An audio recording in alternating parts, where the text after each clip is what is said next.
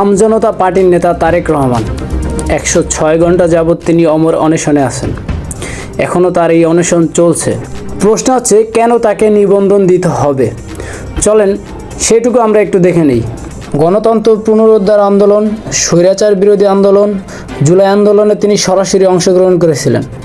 দুর্নীতি বিরোধী আন্দোলন, সুশাসন চাই দুর্নীতি নয়, সেখানে তিনি সরাসরি নেতৃত্ব দিয়েছেন।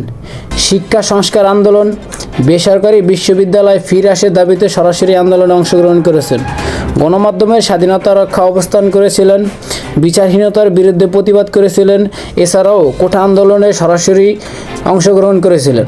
দেশের মানুষের প্রয়োজনে তারেক ভাইকে আমরা সব সময় দেখেছি সব জায়গায় অবস্থান নিতে। তারেক ভাইয়ের এই অবদানের জন্য তার এই দলকে জাতীয় পর্যায়ে স্বীকৃতি দিতেই হবে। এত কিছু করার পরেও যে মানুষটা আজ 5 দিন অনশন করে বসে আছে ইসি কমিশনের সামনে, তাকে শুধু একটা নিবন্ধনের আশায়, সে যদি নিবন্ধন পেয়েও যায় সে তো এই দেশের সরকার হয়ে যাচ্ছে না। তাহলে ভাই তাকে একটা নিবন্ধন দিতে আমাদের সমস্যা কোথায়? ধন্যবাদ, ভালো থাকবেন, ভালো রাখবেন। পরবর্তী ভিডিও দেখার জন্য আমন্ত্রণ রইল। সবাই একটু দয়া করে প্লিজ সাপোর্ট করবেন।